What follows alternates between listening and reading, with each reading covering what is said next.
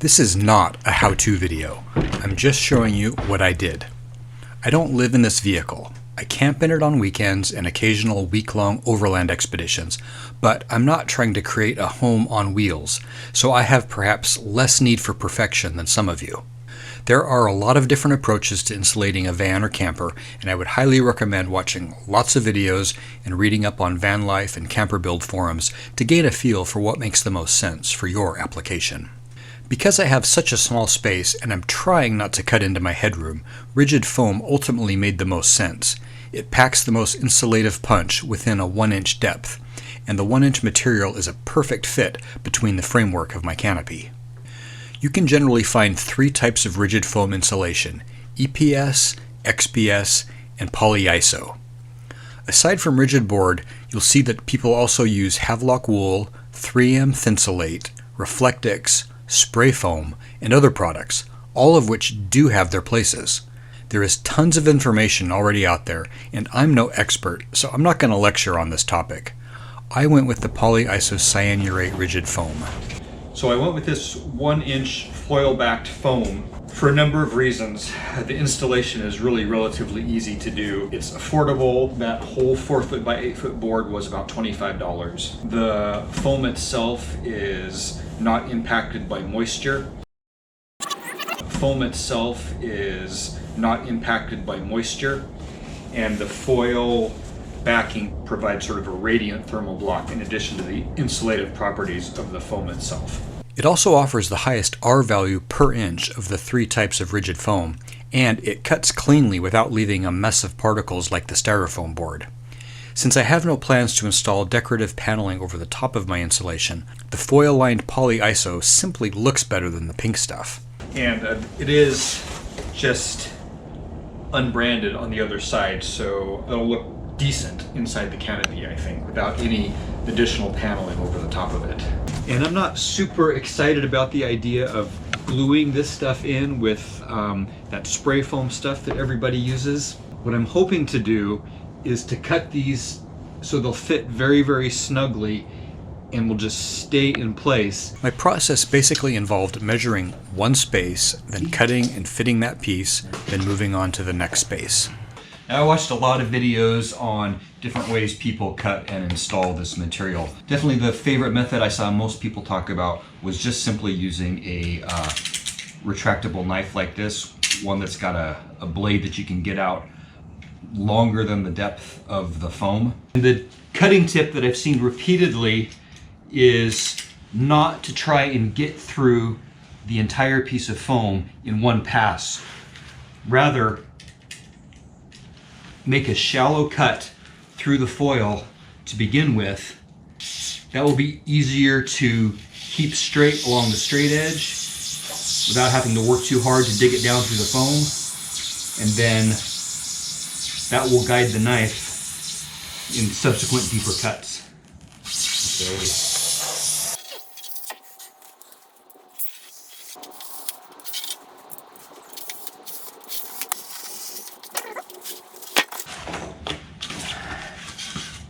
There we go. That's pretty tidy. That makes really nice clean cut.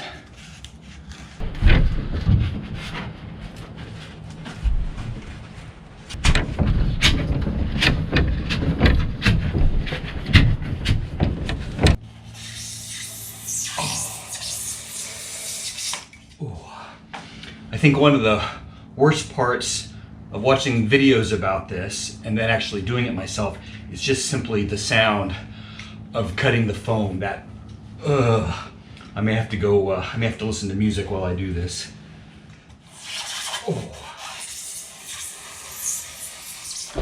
As the project progressed, I did get much faster at this process, but it still took several hours just for the measuring, cutting, and fitting of the insulation pieces. I've got, I would say 4/5 of it done, and I am pretty much out of foam. I have a couple little scraps that may work in a couple little spots, but in the coves up there, I'm gonna need some more, and oh, there's that piece up there. Maybe I'm closer to 3/4. Well, it's a new day, and I've got another 4-foot by 8-foot piece of insulation. It's more than I need to finish the job, but that's as small as it comes. And that's one 4-foot by 8-foot piece that I've cut in half there in order to get it home. To fit these pieces up into the coved spaces, what I'm doing is making multiple cuts that follow the curve, and then just basically opening the board up so that it sort of fans out. And I'm sure that someone is going to tell me why that's a bad idea, and I'm leaving air spaces up in there, but I'm not making a house to live in here. This is just to provide a little extra comfort when I'm camping. I think that's going to be just fine. Putting these pieces together takes a little longer, but I do like how that follows the curve of the canopy structure. To cut pieces that'll fit these curved contours of the window, what I did was start with a piece that was big enough to cover the space I wanted to cover here, and then just kind of pounded on it a bit, and that gave me a nice impression of the window frame there. I can just follow along with the skinny knife.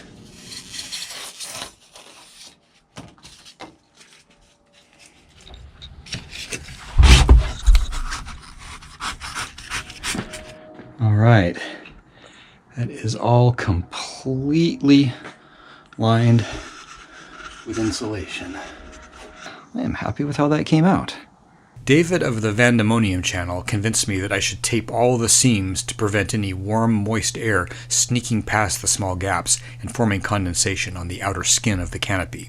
To seal up all the little spaces where the warm, moist air inside could get through to the outer skin of the canopy and where condensation could occur, I am sealing up all of the seams with this aluminum foil tape. And that also has the added benefit of holding the panels in. I mean, I've got them all fitted pretty well, but you know, with some jiggling, I suppose they could possibly work their way out. But with the foil tape on there on all of the seams, I think it's going to be, well, seamless. This tape comes in rolls like this, and it's self-adhesive, and it comes off the roll with the backing on it. I learned the hard way not to pull all of the backing off your entire piece, because then the tape just curls back up on itself, and that's it. There's no unsticking it once it's stuck. So I'm sort of peeling the backing off as I go, making sure that I'm keeping this in line with the seam. It's looking pretty good. One thing I discovered in the process of putting this insulation in is that nothing is quite square. It turned out I needed to measure all of the dimensions on all sides, because a lot of these theoretical rectangles are actually trapezoidal. They're a little bit wider on one end than the other, because this framework isn't all perfectly straight in here. It's not all perfectly square. So there are little imperfections in places where the insulation meets the framework, but the tape will help disguise that too. And this roll of aluminum foil tape, it was it was 50 yards, so that's 150 feet, and that was about $9 at my local home improvement store. I didn't measure, I just took a quick guess. I thought it's going to take over 100 feet to get this all done. We'll see if I can get it in 150 feet.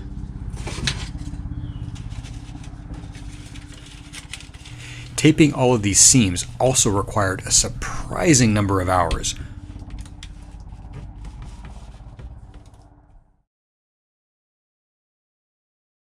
When researching insulating a vehicle, one of the things you will hear people talk about is thermal bridging. And that's where sort of the metal framework of the vehicle that is in contact with the exterior skin and also in contact with your interior space will essentially sort of bridge that cold from the outside where it's not covered with insulation. Since the framework of this canopy is tubular as opposed to like solid metal ribs of some sort. I hoped that the sort of airspace inside of those tubes would act somewhat as a little bit of an insulator, but I'm definitely seeing the thermal bridging effect. I've camped with the insulation 3 nights now. All 3 nights were below freezing, and I definitely get some condensation appearing just on the frame members and mostly on the roof. Ideally, a layer of insulation over the top of metal frame members like that would help eliminate that issue. With the limited space that I have, I don't want an extra layer of insulation over the top of all of this. I don't even want to line this with wood paneling. I don't want to lose even that thin amount of headroom. And I also just don't want to add that kind of weight to the build. One thing I am considering is just covering everything with some sort of headliner material, something soft and fuzzy maybe.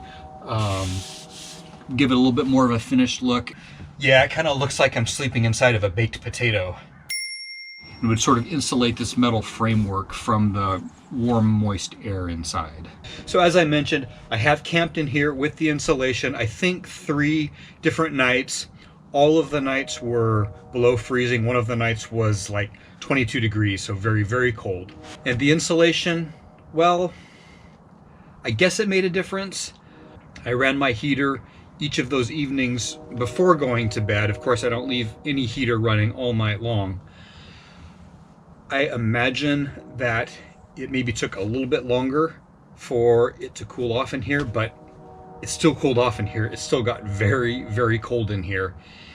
It felt like it was as cold as any other night before I had the insulation. It's not like it's a miraculous transformation. If I was running some sort of continuous heat source like a Chinese diesel heater or Propex heater or something like that, that was continuing to put heat into the canopy all night long, I'm sure the insulation would be helpful in not needing as much heat to keep the space heated. The way I currently use heat, in that I just blast the space full of heat for a few minutes while I get ready for bed, blast the space full of heat for a few minutes when I get up in the morning. I don't know. It is definitely a little quieter inside when it rains. You still hear the rain, of course. It's maybe drumming less loud. The rain noise was never an issue for me in the first place. I did notice last weekend I was camped out with Jason and Primo Outdoors and Megan, and she has a Chinese diesel heater that tick, tick, tick all night long. It was only when I got up in the middle of the night and stepped outside that I realized, oh, I can hear Megan's heater ticking. Inside of here, couldn't hear it at all. So it definitely deadens some of the sound. Will this insulation make a difference in summer? I don't know. I feel like driving around in the hot sun all day long, it's still gonna get very, very hot back here. My concern is that now with the insulation in here, it's going to be harder for it to actually shed that heat once the sun goes down. Last summer, I ended up camping during the hottest week of the year in Oregon. And while it was very hot during the day, and obviously it got very hot in here, baking in the sun, as soon as that sun would go down, I was at high elevation, and that ambient temperature outside would go down and it would cool right off in here. It's definitely going to be harder for it to shed heat now. As I mentioned last week, I am adding a exhaust fan up onto the top of the bump out here, so hopefully that will help with exhausting heat at the end of a warm day. That was one of the reasons that I was hesitant to jump right on insulation as soon as I got the canopy. The other was simply that I wanted to see what it was like to camp in it cold, so that when I added the insulation, I could see the difference that the insulation makes. If I had put insulation in it right away, I would never have known really what effect the insulation is having. I think I'll probably end up being glad that I did it. It certainly has reduced the number of surfaces that accumulate condensation on a cold night. So that is definitely a benefit. If you're running a truck cap like I am and thinking about insulating, I wouldn't expect miracles. It's not going to transform it into a cozy log cabin in the woods. It's still a metal box with just a little bit of insulation, and it still gets cold at night. Obviously, there are other things that I can do in here. The floor, I will do something with the floor, and some of these spaces in here obviously trap cold air, and the heat doesn't necessarily circulate into those cold spaces. So as soon as I shut the heat off, that cold air is present. Hopefully a future heat system may involve circulating the air a little bit better, and so maybe that will also make a difference, and I will see more benefits from the installation. I don't regret doing it. I'm glad I did it. I wanted to know what it was going to be like and what difference it would make anyway. It was worth it simply to know.